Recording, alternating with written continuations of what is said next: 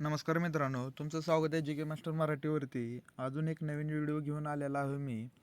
आज 20 प्रश्न स्पष्टीकरणासहित राज्यघटनेवर घेऊन आलेला आहे प्रश्न. आणि नवीन असलास तर व्हिडिओवर सबस्क्राईब करा मित्रांनो आणि मित्रांना पण शेअर करा.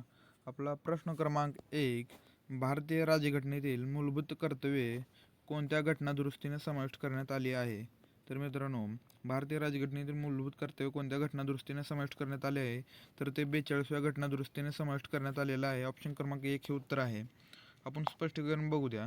स्पष्टीकरण 1976 साली करण्यात आलेली 42व्या घटनादुरुस्तीने भारतीय राज्यघटनेत भाग I अधिग्रंथ मूलभूत कर्तव्य समाविष्ट करण्यात आली. सुरुवातीला 10 कर्तव्य होते, नंतर 86 घटनादुरुस्तीने आणखी एक कर्तव्य समाविष्ट करण्यात आलेलं आहे मित्रांनो. प्रश्न क्रमांक 2. शून्यकाल झिरो हॉवर ही संकल्पना कोणत्या देशाच्या संसदीय पद्धतीतून स्वीकारली आहे?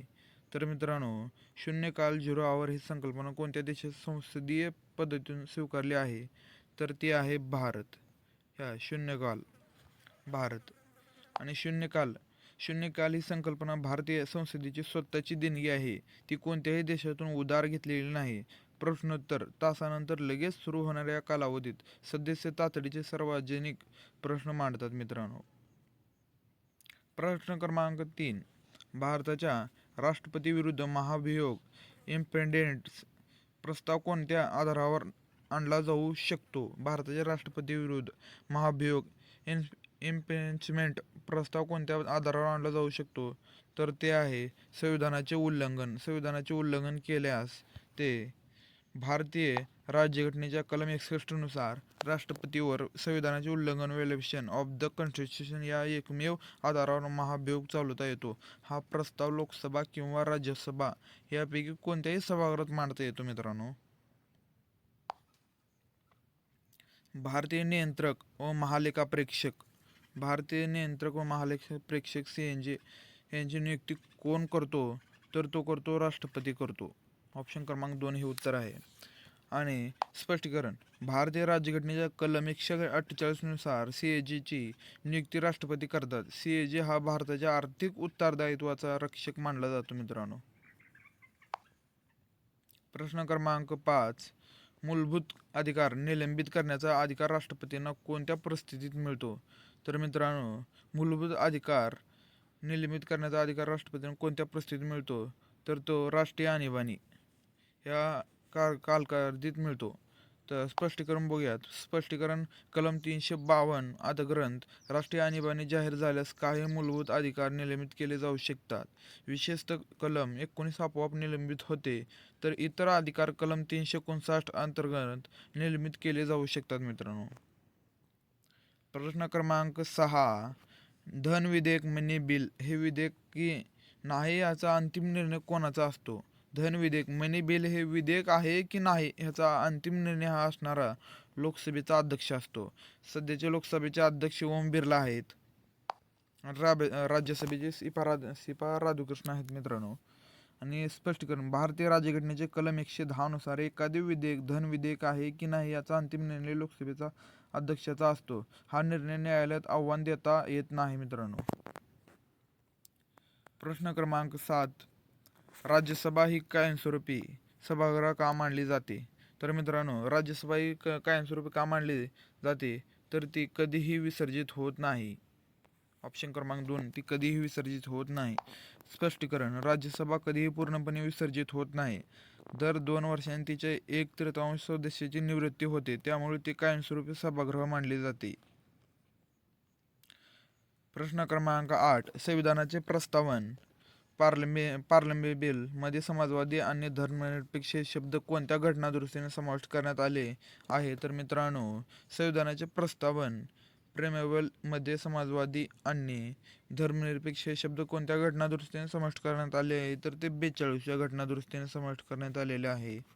आपण स्पष्टीकरण बघूयात. स्पष्टीकरण 42व्या घटनादुरुस्तीने 1976 द्वारे प्रस्तावनेत समाजवादी आणि धर्मनिरपेक्ष हे शब्द करण्यात आले. ह्यामुळे भारताच्या राज्यरचनेचे स्वरूप अधिक स्पष्ट झाले मित्रांनो. प्रश्न क्रमांक 9.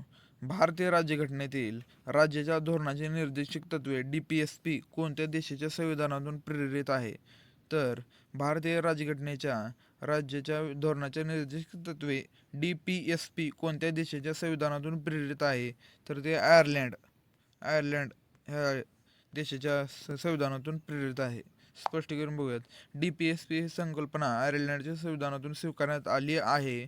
ही तत्त्वे न्यायालयीनदृष्ट्या अंमलात आणता येत नसली तरी शासनासाठी मार्गदर्शक तत्त्वे म्हणून महत्त्वाची आहेत मित्रांनो. प्रश्न क्रमांक 10. भारताचे पहिले कार्यवाहू ॲक्टिंग राष्ट्रपती कोण होते? भारताचे पहिले कार्यवाहू ॲक्टिंग राष्ट्रपती कोण होते? तर ते डॉक्टर व्ही गिरी, डॉक्टर झाकीर हुसेन हे होते पहिले भारतीय कारवाह ॲक्टिंग. तर स्पष्टीकरण बघूयात. 1969 मध्ये राष्ट्रपती डॉक्टर हुसेन याच्या निधनानंतर व्ही गिरी यांनी कारवाही राष्ट्रपती म्हणून कारभार सांभाळला. नंतर ते भारताचे राष्ट्रपती म्हणून निवडून आले. मित्रांनो, डॉक्टर व्ही गिरीच आहे, हेच आहे उत्तर. मी पहिल्यांदा स्टार्टिंगला हेच केलेलं, डॉक्टर व्ही गिरी. नंतर ते भारताचे राष्ट्रपती म्हणून निवडून आले. भारताच्या राष्ट्रपतीची निवडणूक कोणत्या पद्धतीने केली जाते? भारताच्या राष्ट्रपतीची निवडणूक कोणत्या पद्धतीने केली जाते?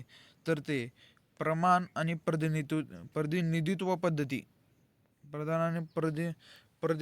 पद्धती. स्पष्टीकरण बघूयात. भारतीय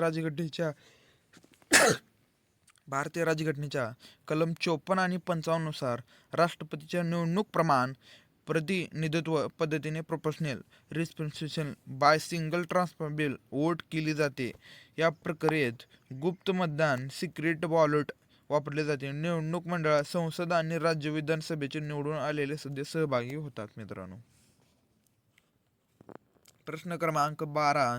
संविधान हे देशाचे सर्वोच्च कायदा आहे. ही संकल्पना कोणत्या तत्वाशी संबंधित आहे? संविधान हे देशाचे सर्वोच्च कायदा ही संकल्पना कोणत्या तत्वाशी संबंधित आहे? तर ते संविधानाची सर्वोच्चता ह्याच्यावर आहे, तत्वाशी. संविधानाची सर्वोच्चता. स्पष्टीकरण बघूयात.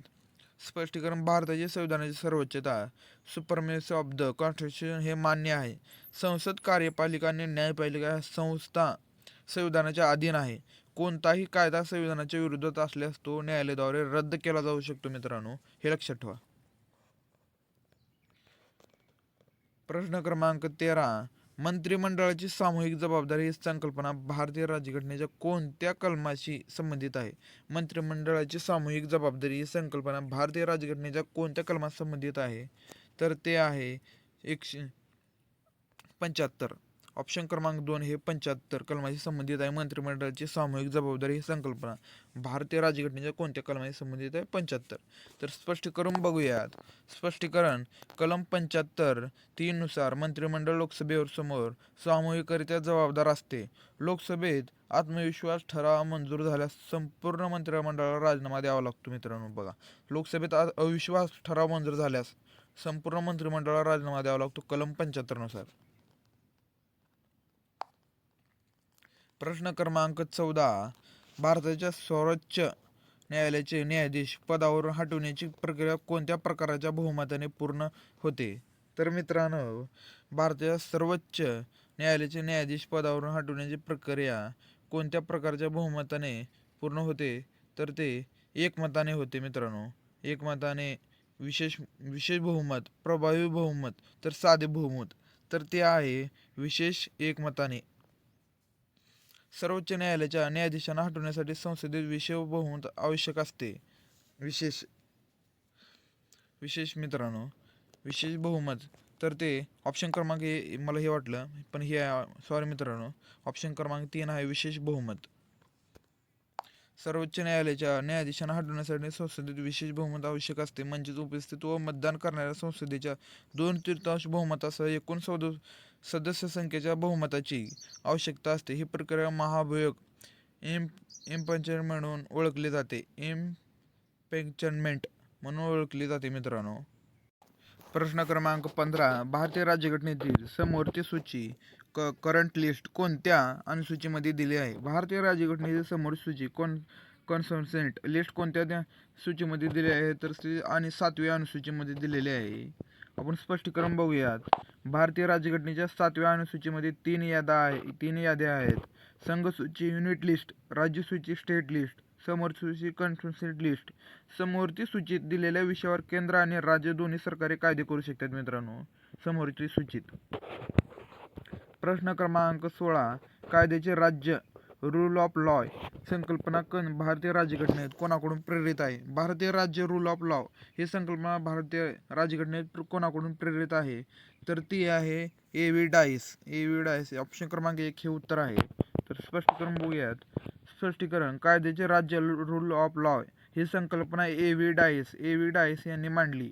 या तत्वानुसार सर्व नागरिक कायद्यापुढे समान आहेत आणि कोणालाही विशेष सवलत नाही मित्रांनो. व्ही. डायस यांनी सांगितलेलं आहे. प्रश्न क्रमांक 17.